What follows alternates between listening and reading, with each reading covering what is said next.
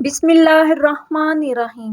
حضرت نوح علیہ السلام 950 سال تک اپنی قوم کو خدا کا پیغام سناتے رہے، مگر ان کی بد نصیب قوم ایمان نہیں لائی، بلکہ طرح طرح سے آپ کی تحقیر و تذلیل کرتی رہی اور قسم قسم کی اذیتوں اور تکلیفوں سے آپ کو ستاتی رہی، یہاں تک کہ کئی بار ان ظالموں نے آپ کو اس قدر زد و کوب کیا کہ آپ کو مردہ خیال کر کے کپڑوں میں لپیٹ کر مکان میں ڈال دیا، مگر آپ پھر مکان سے نکل کر دین کی تبلیغ فرمانے لگے۔ مگر ان تکلیفوں اور مصیبتوں پر بھی آپ یہی دعا فرمایا کرتے تھے کہ اے میرے پروردگار، تو میری قوم کو بخش دے اور ہدایت عطا فرما، کیونکہ یہ مجھ کو نہیں جانتے ہیں۔ حضرت نوح علیہ السلام کی تبلیغ کے جواب میں قوم نے سرکشی کا مظاہرہ کیا، آپ علیہ السلام کو جھوٹا قرار دیا، توحید کو ماننے اور شرک کو چھوڑنے سے انکار کر دیا، اور اس کے علاوہ دھمکی دی کہ اگر تم اپنے وعظ و نصیحت اور دین کی دعوت سے باز نہ آئے تو ہم پتھر مار کر قتل کر دیں گے۔ اس انکار و تکذیب اور دھمکیوں کے ساتھ آپ علیہ السلام کی شان میں گستاخانہ جملے بھی کہنے لگے کہ یہ پاگل ہے، یہاں تک کہ ایک دن یہ وحی نازل ہو گئی کہ اے نوح علیہ السلام، اب تک جو لوگ مومن ہو چکے ہیں ان کے سوا اور دوسرے لوگ کبھی ہرگز ایمان نہیں لائیں گے۔ اس کے بعد آپ اپنی قوم کے ایمان لانے سے نا امید ہو گئے اور آپ نے اس قوم کی ہلاکت کے لیے دعا فرما دی، اور اللہ تعالیٰ نے آپ کو حکم دیا کہ آپ ایک کشتی تیار کریں۔ چنانچہ 100 برس میں آپ نے لگاتے ہوئے ساگوان کے درخت تیار ہو گئے، اور آپ نے ان 3 درختوں کی لکڑیوں سے ایک کشتی بنا لی۔ اس میں 3 درجے تھے، نچلے طبقے میں درندے پرندے اور حشرات الارض وغیرہ، اور درمیانی طبقے میں جو پائے وغیرہ جانوروں کے لیے، اور بالائی طبقے میں خود اور مومنین کے لیے جگہ بنائی۔ جب آپ کشتی بنانے میں مصروف تھے تو آپ کی قوم آپ کا مذاق اڑاتی تھی۔ کوئی کہتا تھا کہ اے نوح علیہ السلام، اب تو بڑھائی بن گئے، حالانکہ پہلے تو تم کہا کرتے تھے کہ میں خدا کا نبی ہوں۔ کوئی کہتا اے نوح علیہ السلام، اس خشک زمین میں تم کشتی کیوں بنا رہے ہو؟ آپ علیہ السلام ان کے جواب میں یہی فرماتے تھے کہ آج تم ہم سے مذاق کرتے ہو، لیکن مت گھبراؤ، جب خدا کا عذاب بصورت طوفان آ جائے گا تو ہم تمہارا مذاق اڑائیں گے۔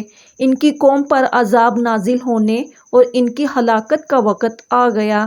اللہ تعالیٰ نے حضرت نوح علیہ السلام سے اس عذاب کے نازل ہونے کی علامت یہ بیان فرمائی تھی کہ جب تم تندور میں سے پانی جوش مارتا دیکھو تو سمجھ لینا کہ عذاب کے نزول کا وقت آن پہنچا ہے۔ حضرت نوح علیہ السلام اہل خانہ کے یہ کل 7 افراد تھے، اور وہ لوگ جو حضرت نوح علیہ السلام پر ایمان لائے یہ کل 80 افراد تھے۔ صحیح تعداد اللہ تعالیٰ ہی جانتا ہے۔ جب حضرت نوح علیہ السلام کی قوم پر عذاب آیا تو آسمان سے زبردست بارش برسی، اور یہ لگاتار 40 دن رات برستی رہی۔ پانی پہاڑوں سے اونچا ہو گیا، یہاں تک کہ ہر چیز اس میں ڈوب گئی۔ حضرت نوح علیہ السلام کا ایک بیٹا کنعان اور ایک بیوی کافرہ تھی، یہ بھی اس طوفان میں غرق ہو گئے۔ اللہ پاک نے ہر قوم کی طرف کسی نہ کسی نبی کو مبعوث فرمایا تاکہ قوم ہدایت پر آ جائے، مگر دیگر قوم کی طرح حضرت نوح علیہ السلام کی قوم نے بھی نافرمانی کی۔ حضرت نوح علیہ السلام 950 برس تک اپنی قوم کو خدا کا پیغام سناتے رہے، مگر ان کی بد نصیب قوم ایمان نہیں لائی، بلکہ طرح طرح سے آپ کی تحقیر و تذلیل کرتی رہی، اور کسی قسم کی اذیتوں اور تکلیفوں سے آپ کو ستاتی رہی، یہاں تک کہ کئی بار ان ظالموں نے آپ کو اس قدر زد و کوب کیا کہ آپ کو مردہ خیال کر کے کپڑوں میں لپیٹ کر مکان میں ڈال دیا، مگر آپ پھر مکان سے نکل کر دین کی تبلیغ فرمانے لگے۔ اسی طرح ہر بار آپ کا گلا گھونٹتے رہے، یہاں تک کہ آپ کا دم گھٹنے لگا اور آپ بے ہوش ہو جاتے ہیں، مگر ان تکلیفوں اور مصیبتوں پر بھی آپ یہی دعا فرمایا کرتے تھے کہ اے میرے پروردگار، تو میری قوم کو بخش دے اور ہدایت عطا فرما، کیونکہ یہ مجھ کو نہیں جانتے۔ اور قوم کا یہ حال تھا کہ ہر بوڑھا باپ اپنے بچوں کو یہ وصیت کر کے مرتا تھا کہ نوح علیہ السلام بہت پرانے پاگل ہیں، اس لیے کوئی ان کی باتوں کو نہ سنے اور ان کی باتوں پر دھیان نہ دے۔ یہاں تک کہ ایک دن یہ وحی نازل ہوئی کہ اے نوح، اب تک جو لوگ مومن ہو چکے ہیں ان کے سوا اور دوسرے لوگ ہرگز ایمان نہیں لائیں گے۔ آپ نے اس قوم کی ہلاکت کے لیے دعا فرما دی۔ اللہ نے آپ کو حکم دیا کہ آپ ایک کشتی تیار کریں۔ جب آپ کشتی بنانے میں مصروف تھے تو آپ کی قوم آپ کا مذاق اڑاتی تھی۔ کوئی کہتا تھا اے نوح، اب تم بڑھئی بن گئے، حالانکہ پہلے تو تم کہا کرتے تھے کہ میں خدا کا نبی ہوں۔ کوئی کہتا اے نوح، اس خشک زمین میں تم کشتی کیوں بنا رہے ہو؟ کیا تمہاری عقل ماری گئی ہے؟ غرض طرح طرح کا مذاق اور بدزبانیاں اور طعنہ بازیاں کرتے رہتے تھے۔ آپ ان کے جواب میں یہی فرماتے تھے کہ آج تم ہم سے مذاق کرتے ہو، لیکن گھبراؤ مت، جب خدا کا عذاب بصورت طوفان آ جائے گا تو ہم تمہارا مذاق اڑائیں گے۔ پھر طوفان جب آیا تو طوفان میں کشتی والوں کے سوا ساری قوم اور کل مخلوق غرق ہو کر ہلاک ہو گئی۔ حضرت نوح علیہ السلام کی قبر انور کہاں ہے؟ ناظرین، خدائے رب ذوالجلال نے دعوت و تبلیغ کے لیے حضرت نوح علیہ السلام کو منتخب کیا، جنہوں نے 950 سال تک اپنی امت کو راہ راست پر آنے کا درس دیا، تاہم صرف 80 لوگ ان پر ایمان لائے۔ حضرت نوح علیہ السلام کا تعلق حضرت آدم علیہ السلام کی 9ویں یا 10ویں پشت سے ہے، جبکہ شجرہ نسب کے حساب سے آپ حضرت ادریس علیہ السلام کے پڑپوتے بھی ہیں۔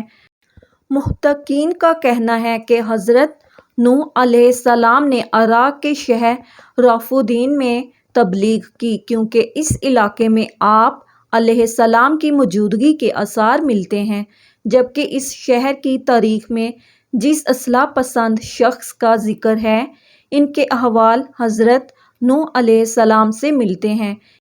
اسی طرح سے طوفان نوح کے آنے کے واقعہ کی طرف پر ہی اس علاقے میں عذاب آنے کے اثرات بھی موجود ہیں۔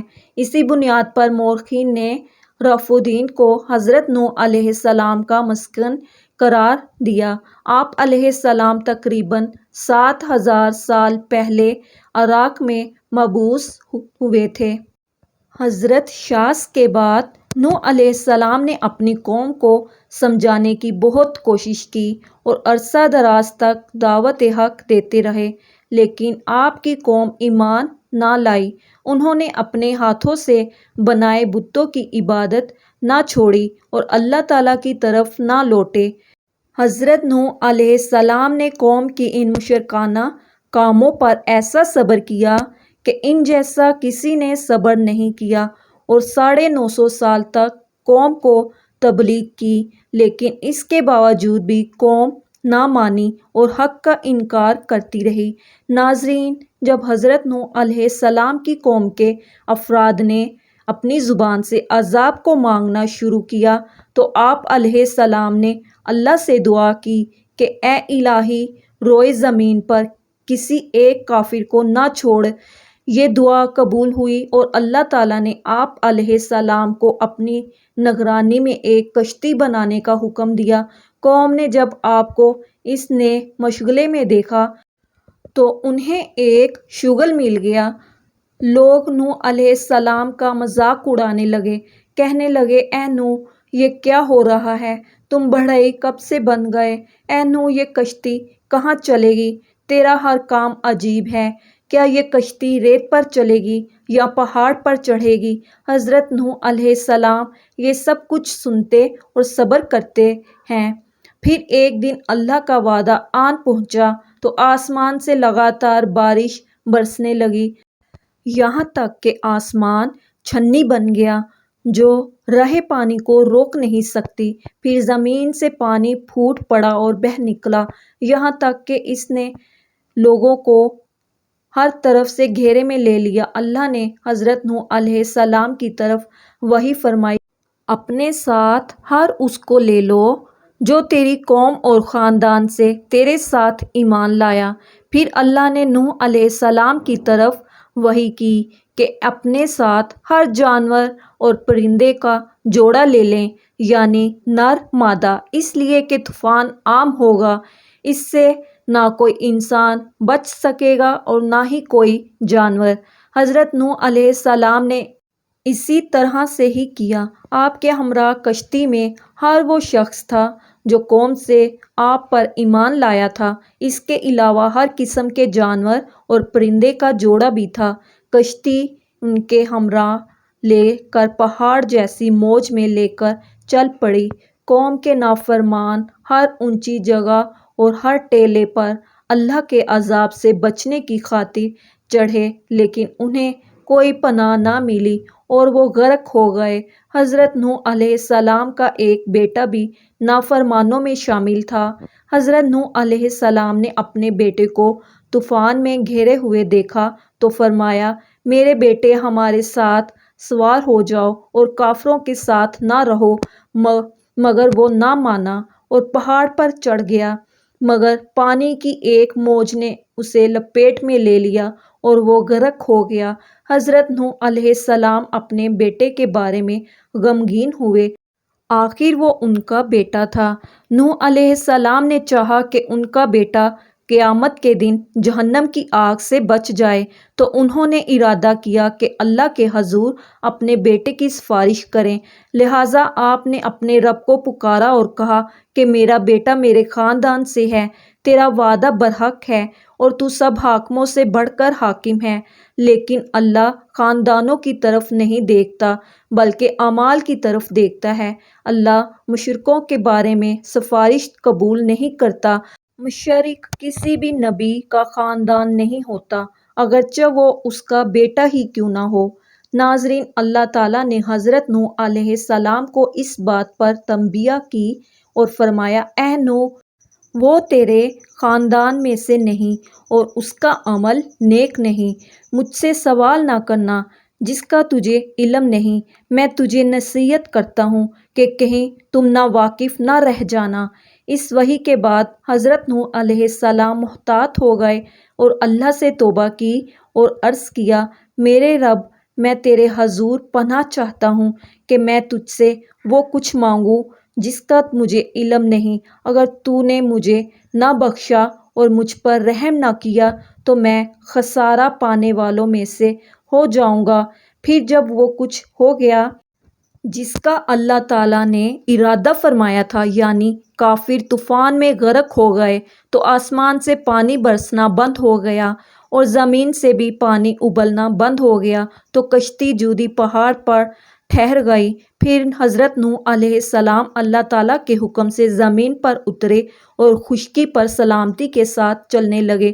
اللہ تعالیٰ نے حضرت نوح علیہ السلام کی اولاد میں برکت عطا کی، وہ زمین پر پھیل گئی۔ حضرت نوح علیہ السلام کی اپنے بیٹے کو وصیت کے حوالے سے ایک روایت میں سیدنا عبداللہ بن عمر رضی اللہ تعالیٰ عنہ بیان کرتے ہیں کہ ہم لوگ رسول اللہ صلی اللہ علیہ وآلہ وسلم کی خدمت اقدس میں حاضر تھے کہ ایک بدو آیا، اس نے شام کے شہر سیجان کا بنا ہوا جبہ پہنا ہوا تھا جس کو ریشم کے بنے ہوئے بٹن لگے ہوئے تھے۔ اس نے کہا، تم لوگوں کا ساتھی یعنی محمد صلی اللہ علیہ وآلہ وسلم شہواروں کی اولاد شہواروں کو یعنی جدی پشتی معزز لوگوں کو ذلیل کر دینا چاہتا ہے اور گڈریوں اور اولاد گاڑیوں کو بلند کر دینا چاہتا ہے۔ تو حضور نبی کریم صلی اللہ علیہ وآلہ وسلم نے اس کا جبہ پکڑ کر فرمایا، میں تجھے بے عقلوں کا لباس پہنے ہوئے دیکھ رہا ہوں۔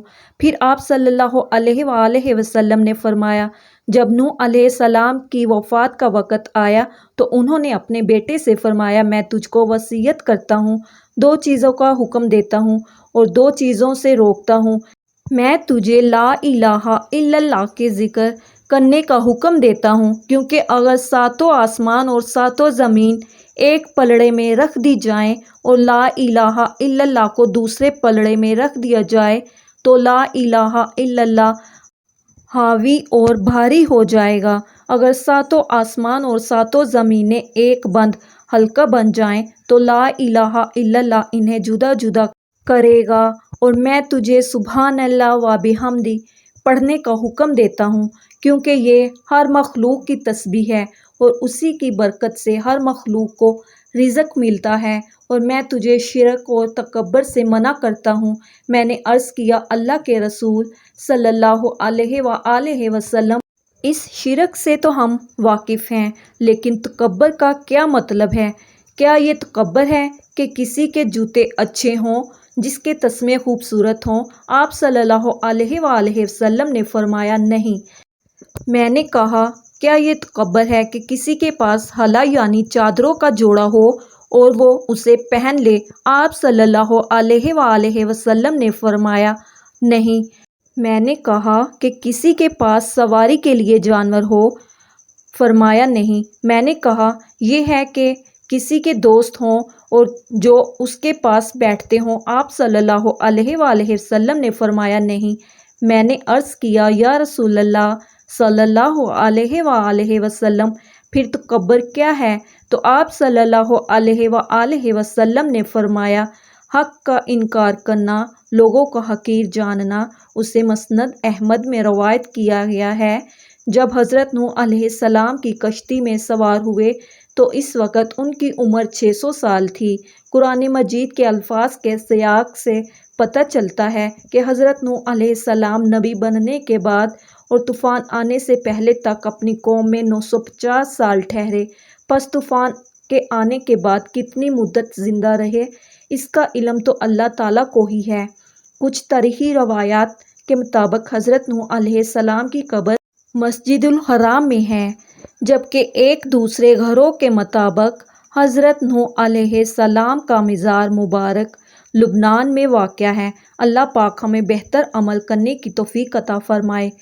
آمین یا رب العالمین۔